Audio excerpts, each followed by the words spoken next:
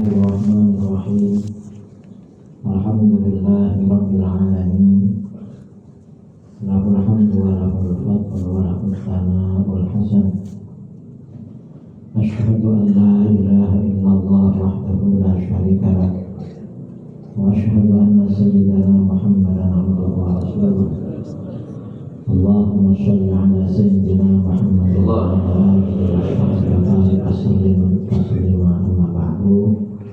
Yang saya muliakan dan saya hormati guru kita Habibana Ahmad bin Shalih Al-Attas, juga guru kita Habib Muhammad Hanif bin Abdul Rahman Al-Attas, Ustaz Wafi, para habaib, para asatid, dan para hadirin yang juga saya hormati. Kalau tadi Habib Hanif intonasinya agak tinggi, saya yang rendah-rendah aja. Biar agak semuanya tinggi. Nah, ini memang sekarang ini kerusakan di mana-mana. Yang terbaru kita rasakan di Sumatera Utara, Sumatera Barat, kemudian Aceh, dan sebagian daerah-daerah yang terendam banjir. Saya sebulan lalu keliling-keliling ke sana, hampir 3 minggu mungkin. Nah, ini mengapa terjadi? Ya sebab musababnya tadi disebutkan ya oleh Habib Hanif. Jadi pertama, memang kerusakan umat Islam, kehancuran yang menimpa umat Islam itu tidak lepas dari kemaksiatan yang merajalela. Dalam hadis riwayat Imam At-Tabrani dan riwayat Al-Baihaqi dari Anas bin Malik radhiyallahu anhu, Rasulullah sallallahu alaihi wasallam bersabda, "Idza 'amilat ummati khamsan fa 'alaihimud damar." Apabila umatku telah melakukan 5 perkara, maka kehancuran menimpa mereka. Kalau 5 perkara ini merajalela, kehancuran menimpa mereka. Damar ini ya bisa hancur karena bencana alam atau apa, karena faktor bumi atau apa, damar biasanya begitu. Nah, apa? Yang pertama, ila dhahara fihim at-tala'un. Apabila telah nampak di antara mereka saling laknat melaknat. Zahara itu artinya sebenarnya ya orang mendoakan keburukan itu biasa dari dulu. Cuma ini zahara berarti muncul ke permukaan. Mungkin ini isyarat adanya media sosial. Orang saling memaki-maki, menjelek-jelekan, mendoakan keburukan nampak sekali. Dan ini orang saling memaki-maki, lalu saling melaknat, mendoakan keburukan. Kadang-kadang karena faktor perbedaan aliran. Munculnya aliran-aliran sesat otomatis menimbulkan talafut. Saling memaki-maki, lalu saling mendoakan keburukan. Bahkan untuk acara besok malam yang Habib Hanif undang tadi, saya lihat di medsos, yang maki-maki itu nama itu, yang memaki-maki, yang apa katanya, itu ramai memang. Kemudian lagi ini talakun ini kadang-kadang muncul karena perbedaan politik. Karena perbedaan politik saling mendoakan keburukan. Nah, ini artinya apa? Memang ya, saya lihat doa-doa yang diajarkan oleh para sahabat Ba'alawi itu sangat bagus ya. Seperti doanya Al-Fatih Al-Qaddam, Allahumma kunna wal muslimin minasyaqawa ila sa'adah. Yang didoakan itu bukan hanya golongannya, tetapi seluruh umat Islam. Karena kalau umat Islam ini saling mendoakan keburukan, umat Islam sendiri yang hancur. Ini yang pertama. Kemudian yang kedua walabisu al-harir. Mereka kaum laki-laki memakai sutra. Nah, sekarang ini laki-laki memakai sutra mungkin tidak ada. Tapi ini kan artinya laki-laki memakai bukan pakaiannya. Mestinya pakaiannya perempuan, laki-laki sekarang ikut pakai. Contohnya seperti dendek, anting-anting, kalung. Bukan laki-laki ramai. Saya sering beberapa kali pernah ya mau khutbah Jumat di Batam. Saya mikir-mikir, saya mau khutbah apa ya? Sampai duduk di mimbar masih mikir apa? Dan tahunya ada jamaah pakai kalung. Oh, ini aja. Cuma saya nggak tahu yang bersangkutan tidur apa enggak waktu khutbah itu. Karena kalau khutbah itu kadang kan kita, oh masya Allah ini takbir, orangnya tidur kadang-kadang gitu. Jadi saya nggak yakin yang bersangkutan itu dengar, atau mungkin dengar lagi konsentrasi. Wong kita kadang khutbah pikiran kemana-mana kadang. Kan begitu. Jadi ini memang merajalela di mana-mana. Kemudian selain itu, walabisu al-hari memakai pakaian sutra. Kemudian 1, 2, 3. Kemudian yang ketiga, wattakhadhu al-qainat. Mereka menjadikan biduanita, penyanyi perempuan. Kalau ini dah lama ini Jakarta, tapi di mana-mana memang ini penyanyi perempuan ini di mana-mana. Dan kadang-kadang dilegalisir penyanyi perempuan. Kok gitu? Yang nyanyi perempuan cantik cuma lagunya sholawat. Iya. Lalu yang dengarkan ya pakai peci. Kadang ajarannya maulid.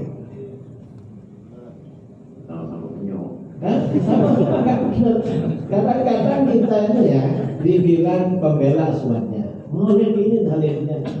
Kenyataan kadang-kadang memang haram di ajaran maulid itu.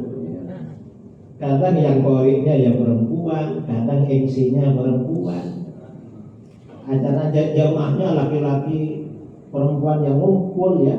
Ya termasuk maulidnya Habib-Habib, ya kita masuk sebenarnya yang ini. Karena ya ada penyanyinya memang yang apa namanya ini. Kemudian wasyaribu al-khumur. Mereka minum minuman keras. Nah, sekarang ini minuman keras ini sudah termodifikasi, tidak hanya khamr. Sudah ada sabu-sabu, ada macam-macam. Dan di ini masuknya apa namanya? Masuknya sabu-sabu dan lain itu pintunya dari Sumatera, dari Aceh, dari Medan terus ke timur. Dan ramai memang sampai di Aceh itu hampir tiap desa katanya ada pengenal begitu. Jadi memang parah. Jadi ustadz-ustadz yang kenal dengan saya di mana-mana itu curhat. Malah kadang-kadang kalau ulama-ulama di Aceh kadang-kadang ya bikin acara haul apa. Ini yang bos-bos ini sumbangannya banyak sekali ya. Karena fulusnya banyak juga. Ini wasyaribu al-khumur ya. 1, 2, 3, 4. Yang kelima, waqtafar rijal bil rijal wan nisa bil nisa. Ini LGBT. Laki-laki merasa cukup dengan sesama laki-laki, perempuan sesama perempuan. Ini juga merajalela di mana-mana. Bahkan kalau di Pulau Jawa, di tiap provinsi anggotanya ratusan ribu. Dan sudah merambah anak-anak sekolah. Alhamdulillah min. Dan ini banyak kasus ya ada kasus lah. Bahkan kadang-kadang lembaga pendidikan Islam. Alhamdulillah min. Yang ada kasus-kasus seperti ini. Ini kehancuran. Nah, kehancuran ini ya bermacam-macam. Ini artinya apa? Ini termasuk mukjizat baginda Rasulullah SAW. Apa yang terjadi jauh hari beliau sudah menyampaikan sebenarnya. Dan adanya sumber-sumber kerusakan. Nah, ini ya memang sumber-sumber kerusakan seperti yang terjadi kemarin itu kan banyak informasi berseliweran ya, karena itu ada perizinan dari Kementerian Perhutanan, Menteri apa, Menteri dan lain sebagainya. Anggaplah pemerintahan ini zalim kan begitu. Jangan seperti itu. Tapi ya memang itu di dalam agama kita tampilnya pemimpin yang zalim itu kan karena rakyatnya zalim. Di dalam Al-Quran, wa kadzalika nuwalli ba'dadh zalimina ba'dhan bima kanu yaksibun. Dan demikianlah kami jadikan sebagian orang yang zalim memimpin sebagian mereka sebab apa yang mereka lakukan. Kata Imam Ar-Razi dalam tafsirnya, al-ayat tadullu ala anna ar-ra'iyah mata kanu zalimin fallahu ta'ala yusallitu 'alaihim zaliman mithlahu. Jadi ketika rakyat ini banyak melakukan kezaliman, artinya kemaksiatan kepada Allah, maka Allah akan angkat pada mereka pemimpin yang zalim seperti mereka. Fa'in aradu ayyatakhallasu min dhalikal amiril zalim falyatrukahu zulma. Kalau mereka menginginkan lepas dari pemimpin yang zalim, maka mereka yang meninggalkan kezaliman rakyat nanti oleh Allah diberi pemimpin yang baik. Makanya saya sangat cocok dengan manhajnya Habib Ahmad, karena beliau dari bawah ngajak orang ini. Jadi orang itu diajak kembali kepada agama Allah. Karena kalau masyarakat ini kembali kepada agama Allah, maka oleh Allah akan diberikan pemimpin yang soleh. Makanya di dalam hadis Rasulullah SAW bersabda, "Kama takununa yuwalla 'alaikum." Seperti keadaan kamu, Allah angkat pemimpin buat kamu. Artinya apa? Kalau kamu orang soleh, orang bertakwa, pemimpinnya seperti kamu. Tapi kalau kamu nakal, kamu zalim, pemimpinnya seperti kamu juga. Makanya Al-Imam Ali bin Abi Thalib radhiyallahu anhu wa karramallahu wajhah ketika ditanya Sayyidina Ali, ini sekarang sampean jadi khalifah umat kok berantem terus. Dulu waktu masanya Sayyidina Abu Bakar dan umat ini adem ayem, gak ada perang saudara. Kata beliau apa? Ya, dulu Abu Bakar dan Umar rakyatnya seperti saya. Jadi memang tunduk sama pemimpin. Nah, sekarang ini rakyat saya seperti kamu, susah diatur. Ini makanya apa namanya manhaj para ulama kita Ahlus Sunnah wal Jamaah itu beda dengan manhaj kelompok-kelompok radikal ya. Radikali maksudnya seperti HTI maksudnya. HTI maksudnya yang apa namanya sedikit-sedikit ganti pemimpin apa gitu. Nggak bisa begitu. Karena kalau kita ini nakal, kalau pemimpin yang soleh kita agak tahan, diturunkan pemimpinnya. Bani Israel itu pemimpinnya para nabi dibunuh malah sama rakyatnya. Mengapa? Karena ketika rakyat ini nakal, dikasih pemimpin soleh gak akan tahan, diturunkan pemimpinnya. Tapi kalau rakyat ini soleh, maka pemimpin biasanya ikut agak soleh dikit lah. Walaupun kepala daerah itu mungkin PDIP apa akan mendukung acara besok itu. Jadi lumayan begitu ya. Jadi memang ini artinya apa ya? Artinya kita ini untuk memperbaiki keadaan, pertama kita harus memang menyebarkan ilmu. Ilmu agama ini ya harus kita sebarkan seluas-luasnya kepada umat. Karena banyaknya kerusakan itu pertama akibat kebodohan. Tafashil jahli. Kebodohan itu memang merajalela di mana-mana. Jangan dikira banyaknya orang ke masjid pada waktu sholat Jumat itu wudunya sudah benar semua. Jangan dikira. Saya pernah ya pas mau ke Jakarta sholat di Surabaya. Di Surabaya pas sholat Jumat, pas wudu itu anak-anak muda itu yang dibasuh yang depan-depannya aja, yang kemudiannya nggak kena air. Ini orang tuh kalau sholat Jumat ke masjid mestinya kan memang sudah biasa ke masjid kan. Ini yang tadi sholat, ini sholatnya masih belum sah, wudunya belum sah. Dan sering juga kadang-kadang orang sudah sudah 50-an ke atas, ketika membasuh tangan itu sikunya nggak kena air. Saya lihat wajahnya cerah ini rajin ke masjid, tapi wudunya selama ini nggak sah. Belum lagi yang ibu-ibu. Karenanya memang kita ini ya, kita mungkin punya anak, punya istri, punya saudara. Ketika mereka berwudu perlu diawasi juga. Apalagi nggak pernah mondok ya, nggak pernah madrasah ini ya, karena mereka ikut-ikutan, entah yang ikuti benar apa enggak, ikut semuanya atau cuma ikut separuh. Kita kan tahu itu baru wudunya, belum lagi sholatnya. Karenanya memang menyebarkan ilmu agama, mengajak orang kembali kepada Allah, mengajak orang kembali kepada mencintai baginda Rasulullah SAW, itu penting. Mengapa? Karena kalau mereka ini sudah cinta kepada Allah dan Rasulnya, akan tumbuh kesadaran di dalam hati. Kalau tumbuh kesadaran, mereka nanti cinta kepada ilmu, cinta kepada ibadah. Dan kalau sudah begitu, maka akan tercipta kesalehan individual yang akan mengantar pada kesalehan sosial. Jadi itu, ini apa namanya? Jadi menyoroti yang terjadi sekarang ini. Jadi memang kadang-kadang ya teman-teman ini kalau berbicara tentang tambang itu sangat semangat sekali. Saya pernah jumpa, pernah mau acara di satu daerah di Sumatera. Yang antar saya ini bicara tambang berapi-api. Ini Pak Kiai, coba tambang nikel. Ini dibagi-bagi untuk rakyat, dikelola dengan benar. Kita tiap bulan dapat gaji 19 juta kalau sekerja. Pikir-pikir enak juga ya sebenarnya. Jadi sebulan digaji 19 juta dari tambang nikel.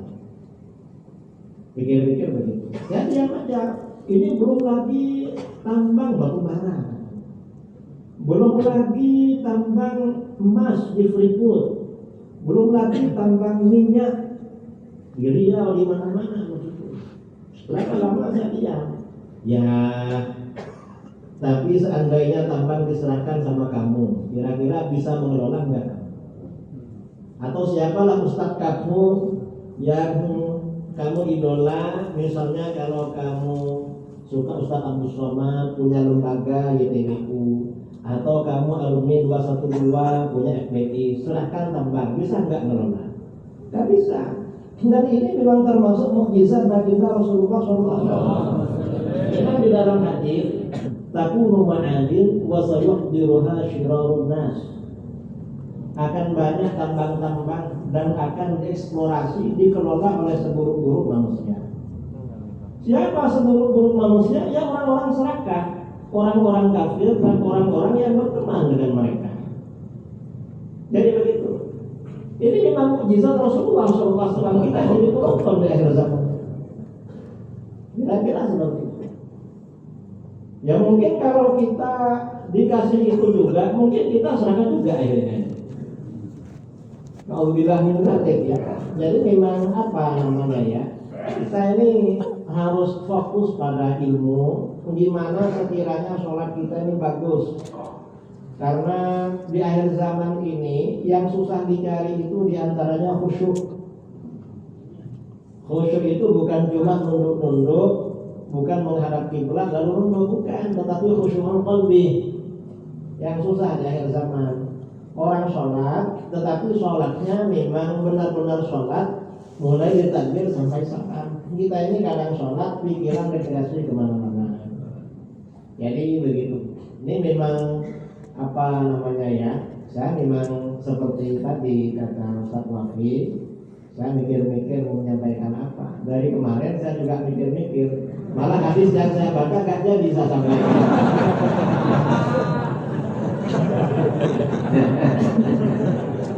Saya tidak persiapan tadi. Jadi tadi itu mau bawa kitab terlalu berat, akhirnya saya foto kitab di mobil itu, baru di HP. Sudah saya baca-baca. Terus tadi kok Habib Ahmad menyampaikan ke sana kemari, ditambah Habib Hanif tambah tinggi lagi ke arah barat. Akhirnya kamu itu enggak yang mau dibawa itu. Ini memang majelis kabur di sini. Jadi kalau ke sini memang enggak perlu terlalu konseptual. Karena nanti akan dibawa kabur itu. Saya kira itu ya. Wallahu a'lam. Assalamualaikum warahmatullahi wabarakatuh.